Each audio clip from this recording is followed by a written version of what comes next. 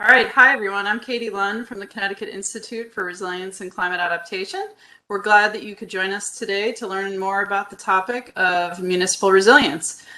We have produced a fact sheet that identifies 10 different steps that we think are very important for communities to consider. And we have Jim O'Donnell, who is the Executive Director of CIRCA here, and he's faculty in the Marine Sciences Department at UConn. And we also have Joe MacDougald, who's in the UConn School of Law, and he is the director of the CEEL, which is the Center for Energy and Environmental Law. And he is going to join Jim and talk a little bit more informally about each of these 10 steps and highlight some aspects they think are important for you to consider. So I'll turn it over to you, Jim, and we can go through each of these together. Thanks, Katie. So CIRCA has been around now for about 6 years, and it's been established by the Connecticut DEP and UConn to help towns and citizens adapt to the effects of changing climate. To a large extent, that involves the consequences of sea level rise at the shoreline and increased heat in inland and perhaps increased river flow and flooding. So we've got lots of programs underway right now, but today we want to talk about an initiative that we've developed to try and provide sort of concrete steps that towns can take to measure whether or not they're moving towards a more resilient infrastructure. The first one is going to be discussed by Joe first, and it's to build adaptation into infrastructure investments so as to avoid future costs. So step number one is avoid future costs. Yeah, so thanks, Jim. So as Katie mentioned, I'm Joe MacDougald. I'm a professor in residence at the law school. I'm the executive director for the Center for Energy and Environmental Law. And I think one thing that's really important about thinking about municipal planning in a structure like 10 broad themes is what we'd like to get to is sort of each of these represent a different activity and a planning initiative that a town can engage in or a city right now to try and prepare themselves for resilience, which is not a this year problem. It's an immediate problem to start, but a long problem to solve. And that's why this is structured this way. I should tell you that although I'm coming to you through as a CIRCA member and at the law school, I was also involved in municipal government in various stages for 20 years. I was head of a zoning commission, I was a selectman, and I was also head of a board of finance. And each of those organizations, as well as the planning and zoning commission, but really the whole town has to be engaged with this. So why don't we start with the first step, which is build adaptation into infrastructure investments to avoid future costs. One of the things and this is perhaps I think the most direct step that towns things you can do now. You clearly looking at your building and height, your elevation standards, looking at your base flood elevation standards. Those are things that were encouraged with Public Act 1882. They're things that the towns can start looking at now. The sooner you change the rules and give attention to the development that's in the exposed area now, the more you're going to save yourself problems downstream. The other thing is each of the towns you have your plan of conservation development and hazard mitigation plans. Many of those may touch upon climate change, but what this really requires is a real emphasis when you're making those plans. Identify the areas where you need to be concerned about development, look at the processes where you put them in. So that's the sort of overall piece for the first. Jim, maybe you want to pick up there from the second bullet on reverse development in the 2020 floodplain. Yeah, so we know already in many parts of the state there is a pretty substantial risk of flooding. It occurs each winter and perhaps during hurricanes in the summer. And there's a well-known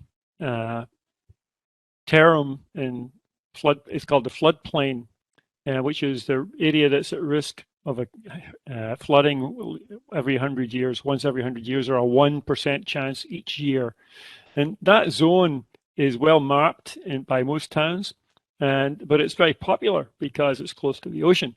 And so our advice to towns is that to be aware that further investment in such areas is going to increase the risk of losses in the future. So avoiding investment in the floodplain is probably a good strategy to minimize future exposure. And one of the other things I think that's really important is to look at the floodplain, but to also think about it in terms of the exposed area. From a legal standpoint, the law is really good at drawing lines. The law is really bad at moving those lines. So one thing that's come from Jim's work at CIRCA is the understanding that our floodplains are larger than perhaps what you've seen on the federal maps. And so it's important to really think about what the areas are exposed when you're looking at development. And let me add one more point. That is, in these areas, they're called the 1% flood risk areas because that's the chance each year of getting flooded.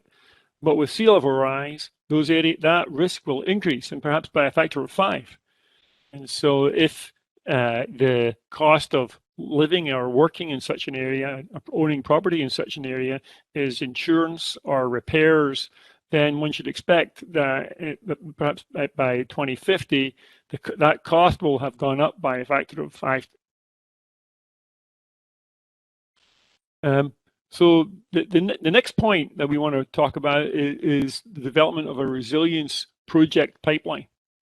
So there are many actions that towns have to take on a regular basis: maintenance of roads and bridges and schools, etc. And in addition to that, they're going to have to start addressing the consequences of more frequent flooding and perhaps like higher and more frequent heat waves. So across the state, there are all the towns will have things that need to get done. Prioritizing them and is essential locally because the state has got limited resources and there's federal resources that the state can help towns access.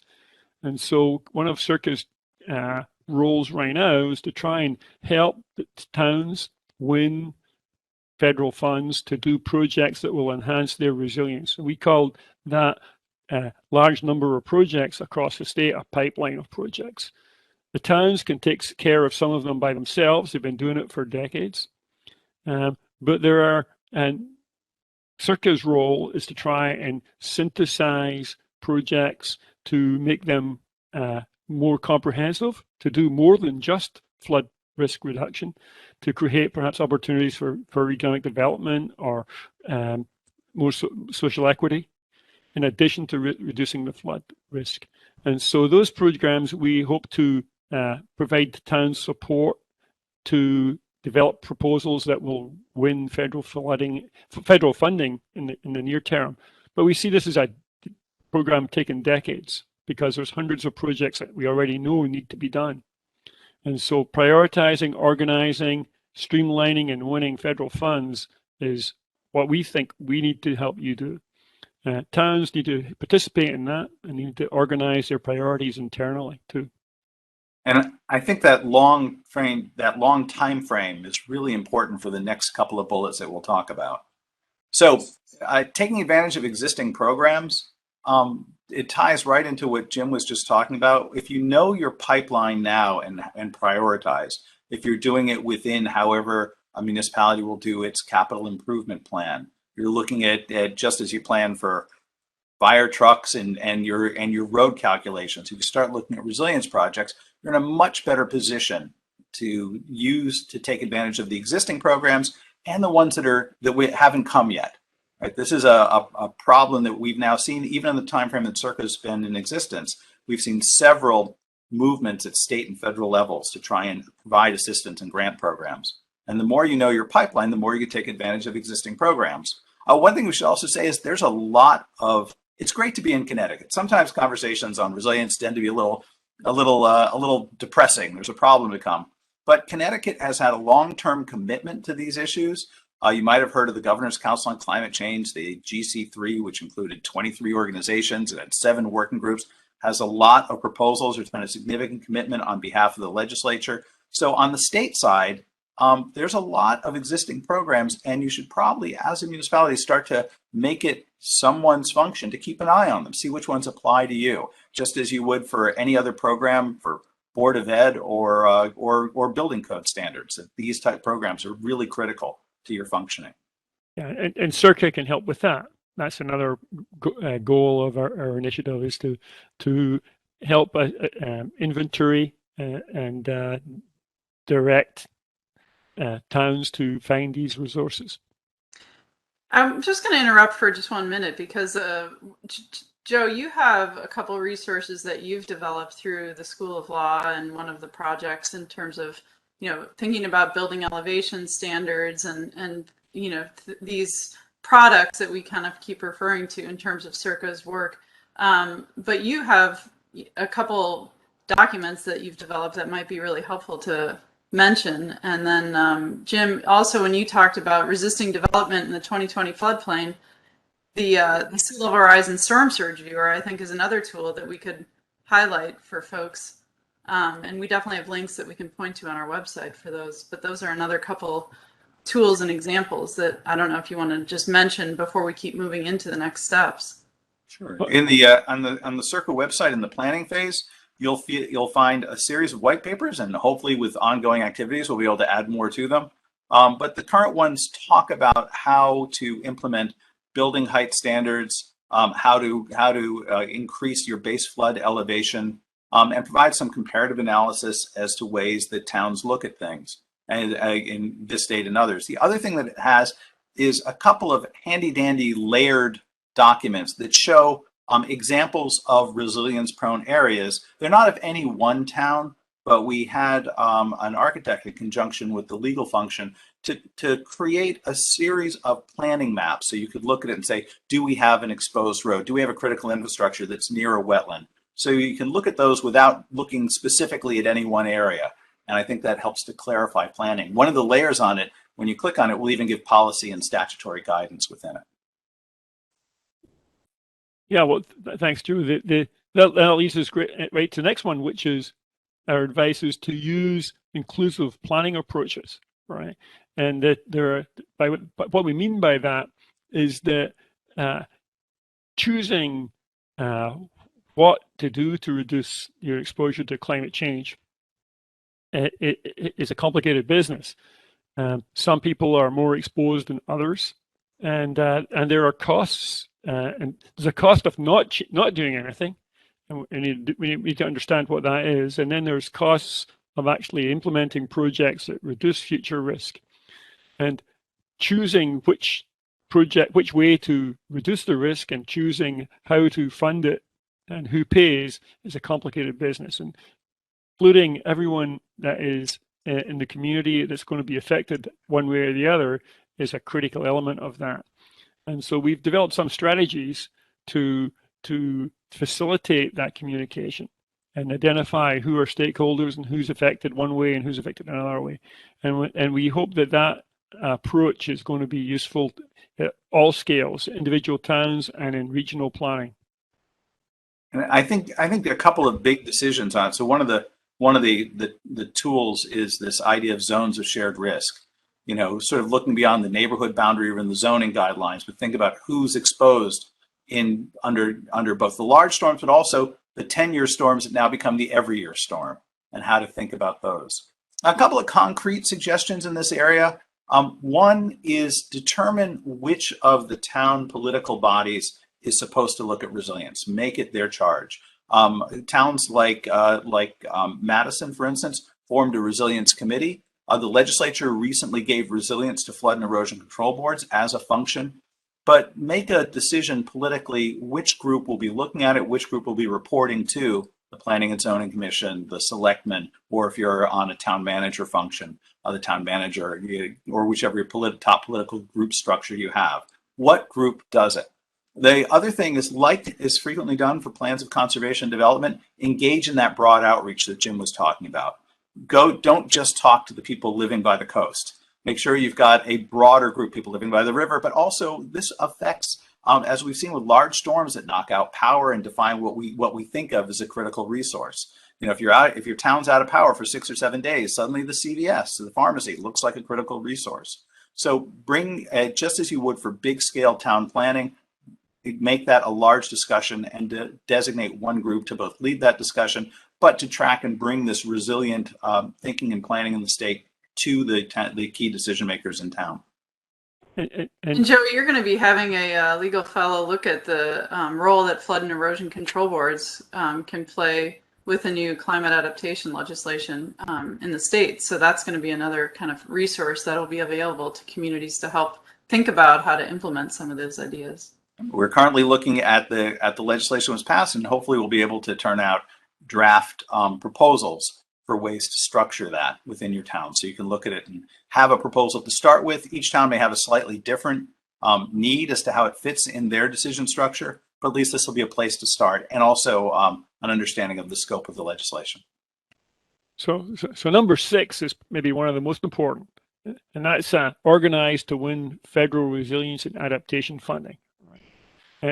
So that advice imposes sort of 2 responsibilities. One is to how do you organize? Well, you have to take a long-term view again. There's lots of there's a lot of funding available this year, and probably it's going to continue because these resilience and adaptation issues are not going away. Right? So the federal government will continue to have support for these things, but we have to organize projects and proposals that are competitive at a national scale. And participating, each town that participates in that's got a chance of winning some funds, right? So towns need to be aware of that opportunity and commit to participating. And I think that one of the things that's true about federal funds, some are direct grants, some require matching funds.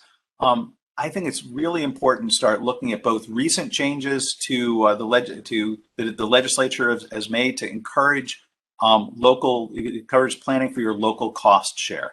So some of the things that have happened, thanks to Branford, and I know this was spearheaded by the head of the Environment Committee, Senator Cohen, was to create legislation that allowed towns to create a reserve fund, and then it was updated to allow that reserve fund so that it could be invested through some of the state organizations. So it can function almost like akin to a pension reserve, but with the state managing it. This is really important, and I'd like to, for those of you who are engaged in municipal planning, I strongly request that if you have a capital improvement process, a CIP process, and I know many towns do, where you plan for your projects and maintenance on buildings and looking out, 5 years, frequently 10 years. Resilience fits in perfectly here. Resilience is a cost and an action that you're going to have over the next 5, 10, 20 years. And the sooner it's treated in the same way that we treat depreciation of a structure, we have this added cost. And it's a perfect place to put it in. Where are those funds going to come from? What are the scope of those expenditures? And we can start planning for that now, this budget cycle. And it's a really important point, and it helps enable your receipt of federal funds for what to do with it, but it also guides your planning. If ultimately the planning is going to hit the budget line. And this year, the legislature authorized funding for through DEP to help with matching funds for federal projects, and the Stormwater Authority legislation allows for another mechanism through which towns can raise revenue to pay for the bonds associated with the cost shares for adaptation projects. And so getting the town organized to participate in these competitions also requires organizing a way to generate funds to pay for the cost share.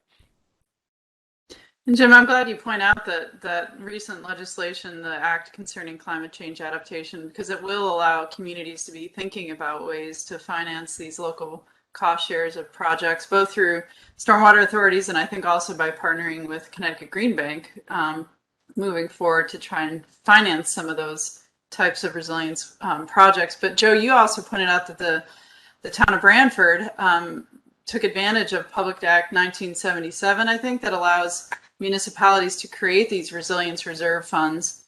And we have a fact sheet that can help explain that a little bit more to people. And that's going to be a link on the website too. So that's an additional resource that I think is definitely important to highlight.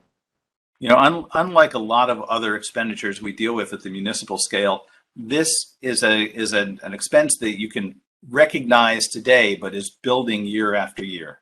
And so these type of structures and planning for them is really critical.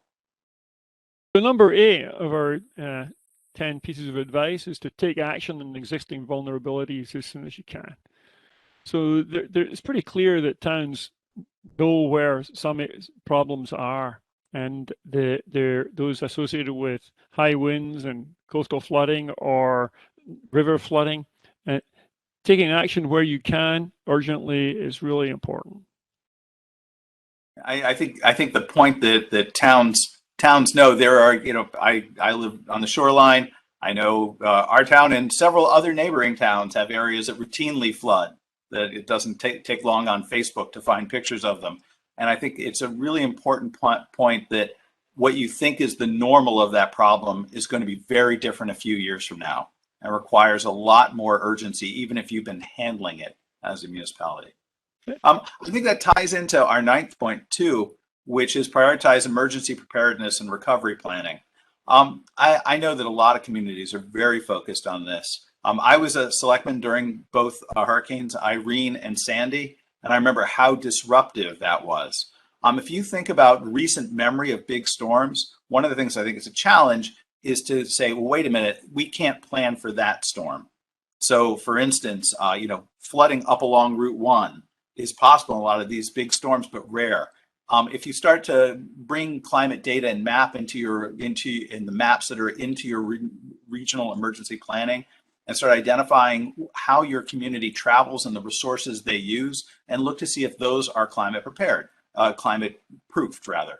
For instance, a lot of emergency shelters are located next to a floodplain, which means they're likely in the floodplain today.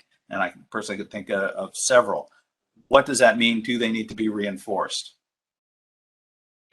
And I think both for this step and the previous one that you both described is parallel to our Resilient Connecticut project, where in terms of emergency preparedness recovery planning, the concept of zones of shared risk is important, and that's a big focus of our Resilient Connecticut project, as is also looking at climate change vulnerability, both in terms of heat and flood.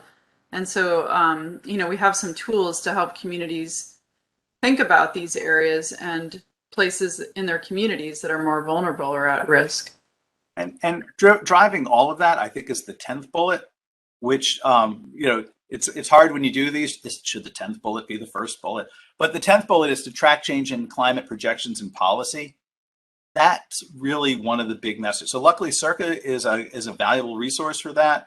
The sea level rise data developed by Jim and his team. Some of the precipitation changes in research that were done as part of the projects, and a professor up at Storrs, Angie Seth, led part of that group, that can start to put an understanding of how some of the changes will manifest. And whatever we know today will be different within a year or 2 years from now. And it's really now incumbent on all levels of planning and government to start tracking it, to figure out how you're going to make that part of your regular, to make it regularly accessible and integrated within your planning.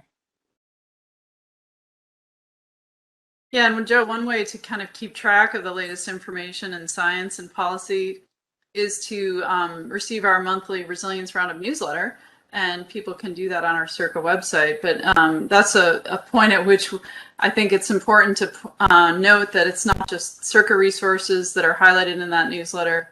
Along with each of these 10 steps, there are many other organizations and communities and government agencies working on each of these 10 steps. So we're trying to highlight not just CIRCA resources, but others that might be helpful in thinking about each of these steps.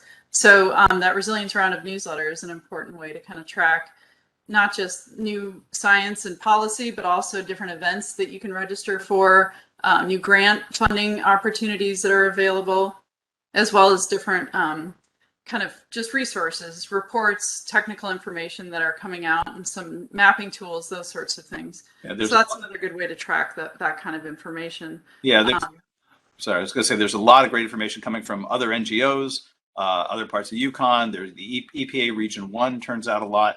I think the 10th bullet isn't watch just CIRCA, which you should, it's good, but also watch, really make it a chance to sort of read widely in the area, because there's so much coming at us, to start to think about how it relates to your planning. And also examples from other towns, even outside of the state, and planning idea that's developed frequently by national planning organizations. I think is extremely helpful. Well, Jim, do you have any parting words before I tell people where they can find this? Well, I think we've been focused on the urgency associated with the need to do climate adaptation to enhance resilience, but that is not going to be effective in the long term unless we also take an opportunity to reduce CO2 emissions globally. In Connecticut, we can take action ourselves, and to demonstrate that we're committed to doing that, but we also have to take adaptation and resilience enhancement steps too. So that's the main thing I want to leave with. All right, well, to find more information on this fact sheet that we've been describing, I'm opening up my screen so you can see generally what it looks like. It's a two-sided fact sheet, and it goes through each of these 10 steps. The things we've been pointing out as we've talked about each of them is some of the resources that go along with it to think about how to take action on each of the steps. And for that, we're putting this information on a website. You can go to the Resilient Connecticut project that CIRCA is managing. The URL is at the top here, but if you go to the planning tools pull down, you can find 10 steps to municipal resilience, and it'll run through each of those 10 steps that's in the fact sheet. It has the fact sheet available for download, both CIRCA resources and other resources outside our organization that we've highlighted that we think that you'll find very useful. So yeah, thank you for watching. Thanks, Jim and Joe. Okay, thank you, everyone. Thanks, everybody.